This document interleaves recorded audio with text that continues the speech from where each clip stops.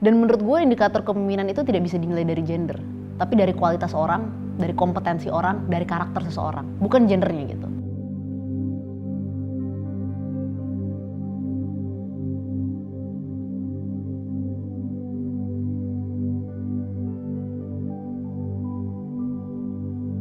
Nama saya Samara Amani, usia sekarang 27 tahun. Kalau ditanya kesibukan sih sebenarnya orang nganggapnya gue tuh politisi aktif di bidang politik. Sekarang jadi staf khusus Menteri BUMN Pak Erick Thohir, dan kita sekarang lagi fokus ngurusin isu-isu perempuan, isu-isu kesehatan mental, isu-isu lingkungan yang mudah-mudahan bisa transformasi workplace culture di BUMN.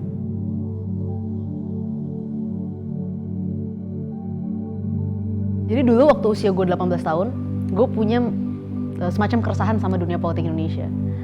Merasa bahwa kita udah waktunya sebagai anak muda terlibat dalam politik. Dan ketika itu gue gak percaya dengan partai politik. Buat gue ketika itu partai itu tidak merepresentasikan gue ketika itu. Jadi yang gue lakukan ketika itu adalah ingin mendorong semakin mudahnya persyaratan calon independen untuk maju dalam pemilu kepala daerah. Makanya waktu itu gue gugat ke Mahkamah Konstitusi bersama berbagai macam tokoh jadi saksi. Nah dalam prosesnya ketika itu gue makin ingin terlibat dalam politik. Akhirnya magang di Balai Kota. Jadi waktu itu usia gue 19 tahun 2016 awal gue magang di Balai Kota. Gue ketika itu membantu gubernur, wakil gubernur. Waktu itu kita fokus bagaimana caranya bisa mengurangi izin usaha untuk gedung 2 lantai, karena banyak UMKM, usaha-usaha baru yang biasanya tuh kalau punya office ya masih 2 lantai gitu. Kita dorong izin untuk virtual office dan lain-lain. Jadi waktu itu awalnya gitu. Sampai akhirnya ketika dalam prosesnya gue secara terus-menerus terlibat di Balai Kota, di policy, ketemulah sama satu partai politik. Ketika itu partai lama gue gitu, PSI sebut aja. Dan ketika itu ketemu banyak tokoh-tokoh di PSI, anak-anak muda di PSI, teman-teman juga yang beberapa berjuang di Balai Kota bersama-sama gue. Kita sama-sama fokus membesarkan partai, fokus berjuang, dan akhirnya gue nyalek pada tahun 2019 di Jakarta.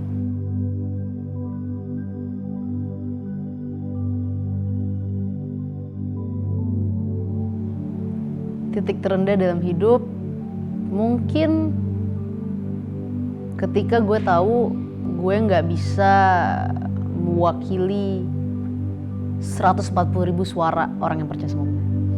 Bukan karena gue merasa pengen jabatan, bukan karena merasa pengen prestis dengan duduk di Senayan, tapi karena gue merasa gila ya, gue mungkin harus membuang ratusan ribu amanah yang orang memberikan kepada gue gitu. Dan itu menyakitkan karena kepercayaan kepada seseorang tuh tidak bisa dilimpahkan ke orang lain gitu.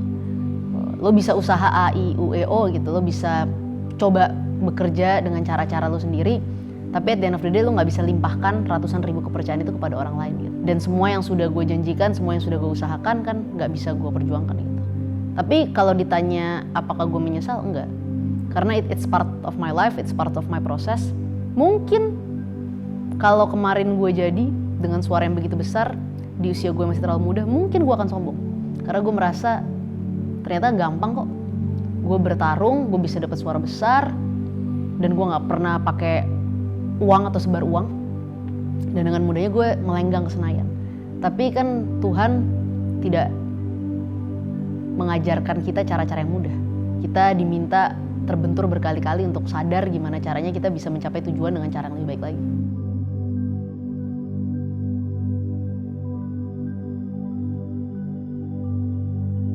Sebenarnya jawabannya sederhana. Kalau kita ingin membawa perbaikan, kalau kita ingin berkontribusi dalam skala besar, satu-satunya arena itu politik. Huge impact, big impact, impact dalam skala besar, gitu ya, dampak dalam skala besar itu hanya bisa ada dalam politik. Kenapa?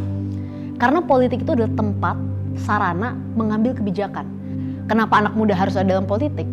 Karena kita harus percaya bahwa isu kita tuh penting dan isu yang kita perjuangkan itu banyak. Isu-isu seperti kesehatan mental gitu ya. Ya kita lihat aja persentase dan prevalensi orang bunuh diri di Indonesia hari ini.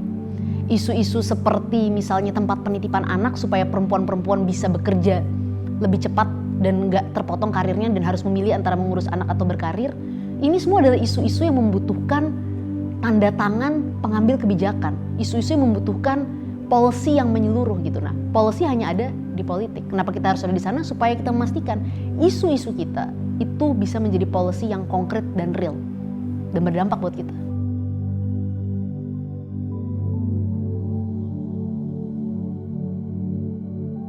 Lo akan harus selalu membuktikan 2 kali lebih dibanding laki-laki. Kalau misalnya lo itu cantik, ya menang cantik doang, bener nggak pinter. Kalau misalnya lo itu pinter, ya beneran bisa kerja nggak? Mungkin cuma pinter ngomong doang. Tapi kalau laki-laki, indikator-indikator itu lebih mudah diterima. Seringkali kepintaran, kualitas, karakter kita selalu dipertanyakan. Dan yang lebih lagi, ini bitter truth tentang perempuan Indonesia. Ketika lo mencapai posisi-posisi puncak, selalu dianggap lo itu pasti punya relasi dengan orang dalam, pasti punya kedekatan yang spesial, yang itu nggak pernah dipertanyakan kalau laki-laki. Gitu. Jadi selalu ujung-ujungnya direduksi tentang ketubuhan lo, direduksi tentang keperempuanan lo. Perspektif itu hadir dari kultur masyarakat yang masih sangat patriarkal. Masyarakat yang masih menganggap bahwa kepemimpinan itu hanya hadir atau hanya bisa dilakukan oleh laki-laki. Makanya kan kalau misalnya kita sering lihat, kepala rumah tangga itu pasti laki-laki. Kata-kata kepala, ketua itu seringkali selalu terasosiasikan dengan laki-laki. Tapi pada realitanya perempuan bisa memimpin. Dan kita tahu di dunia sekarang sudah banyak ada perdana-perdana menteri ya, perempuan yang hebat. Sudah terbukti kita juga punya banyak pimpinan kepala daerah di Indonesia yang hebat-hebat gitu. Dan banyak yang berprestasi. Dan menurut gue indikator kepemimpinan itu tidak bisa dinilai dari gender, tapi dari kualitas orang, dari kompetensi orang, dari karakter seseorang, bukan gendernya gitu. Jadi kalau kita ingin memastikan kesetaraan gender itu ada, kalau kita ingin memastikan bahwa perempuan Indonesia itu bisa sukses, yang harus kita lakukan adalah membentuk sebuah ekosistem. Kita nggak bisa hanya bicara di level permukaan. Artinya di level permukaan itu kita hanya fokus kepada edukasi, kita hanya fokus kepada bagaimana melibatkan perempuan di level-level forum diskusi. Itu semua penting, itu salah satu langkah yang penting. Tapi nggak bisa hanya itu. Sifatnya harus ekosistem dan kebijakan. Coba kita buka data. Apa sih yang membuat perempuan-perempuan hari ini sulit untuk bisa mengejar karir setara dengan laki-laki? Kenapa pendapatan perempuan masih sekitar 25%-an di bawah laki-laki? Dan kenapa perempuan-perempuan yang bisa meniti karir adalah perempuan-perempuan yang memiliki support system yang baik, artinya orang tua, keluarga yang menunjang. Karena ketika perempuan memutuskan untuk menikah dan memiliki anak, dia kemudian tiba-tiba harus ada dalam persimpangan jalan. Hal ini nggak ada nih di laki-laki. Laki-laki yang menikah punya anak tetap bekerja. Nggak pernah terpikir di otak laki-laki bahwa mereka harus memikir gimana mengurus rumah atau mengejar karir.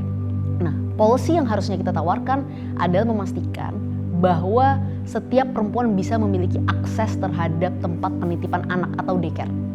Di sana mereka bisa menitipkan anak mereka pun juga bisa mendapatkan kurikulum pelajaran yang baik, bisa berteman dengan teman-teman sebayanya gitu, jadi social beings yang baik, dan perempuannya bisa tetap fokus mengejar karir mereka, tetap bekerja gitu, nggak harus memilih. Nah, tinggal bagaimana negara, pemerintah gitu ya, perusahaan, ya mendorong perusahaan juga, baik swasta maupun BUMN, untuk memastikan bahwa akses terhadap daycare ini affordable. Satu, affordable, kalau perlu free di beberapa perusahaan-perusahaan yang memang sudah memiliki keuntungan yang sangat tinggi. Kenapa? Karena kalau karyawan kalian senang, karyawan kalian bagus, banyak perempuan-perempuan hebat yang bekerja di kantor kalian, produktivitas company kan juga otomatis naik gitu.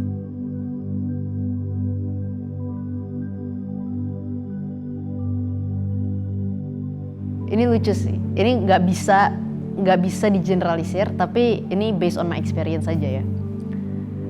Dulu ketika pertama kali gue masuk ke politik, usia gue 21 tahun. Ya wajah gue seperti inilah. Dan gue nih orangnya rapih gitu. Nggak sok keren, tapi gue cukup fashionable lah. Gitu kan, selalu berpakaian rapi semua segala macam. Gue sering sekali mendengar ucapan-ucapan bahkan dari teman-teman gue yang aktivis perempuan loh. Aktivis perempuan. Yang bilang bahwa gaya gue ini yang terlalu mungkin kesannya fashionable, rapih, orang seperti ini bisa nggak sih bertarung? Gitu. Orang yang gayanya seperti ini bisa nggak bertarung? As if untuk lo jadi perempuan bertarung lo harus kumel, harus jelek, harus ya pokoknya nggak boleh lo menampilkan diri sebagai perempuan yang cantik versi kita gitu. Tapi pada realitanya sampai hari ini belum pernah dalam hidup gue di politik gue nggak dicaci, dimaki, dibully selama 10 tahun, dalam setiap hari itu udah jadi makanan sehari-hari. Dan gue nggak berhenti di politik karena itu, satu. Yang kedua, ketika dulu mereka meragukan apakah gue bisa bertarung di Jakarta yang disebut sebagai dapil neraka, gue buktikan terlepas dari memang realita politik kita partai nggak lolos, gue buktikan gue bisa mendapatkan suara terbesar kedua, bahkan melawan politisi-politisi senior yang dianggap sebagai jagoan dan petarung. Dan yang ketiga, gue buktikan juga kepada mereka gitu. Meskipun mereka nggak suka sama gue, belum pernah ada anak muda, perempuan yang mau berjuang untuk isu-isu para aktivis tersebut dan isu-isu bahkan para buruh-buruh migran kita ketika itu di Hong Kong dan menyuarakannya seperti gue ketika itu di 2019. Jadi yang mau gue katakan adalah mungkin orang dulu menganggap gue sebagai perempuan, wah terlalu rapi, terlalu unyu, terlalu anak kecil, nggak bisa bertarung, nggak ngerti isu, nggak ngerti perjuangan. Tapi it's okay, karena ya ini bagian dari dunia, realitanya di dunia itu seperti itu.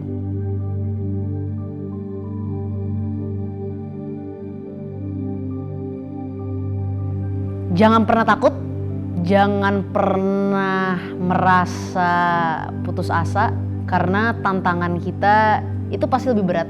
Tapi percaya, selama kita yakin sama diri kita sendiri, selama kita mau saling membantu sama satu sama lain, kita bisa sampai di tujuan kita, apapun itu. Jangan pernah batasi tujuan kita hanya terkait tujuan-tujuan yang berkaitan dengan keperempuanan kita. Whatever your dream, you can always achieve it. You can always reach it.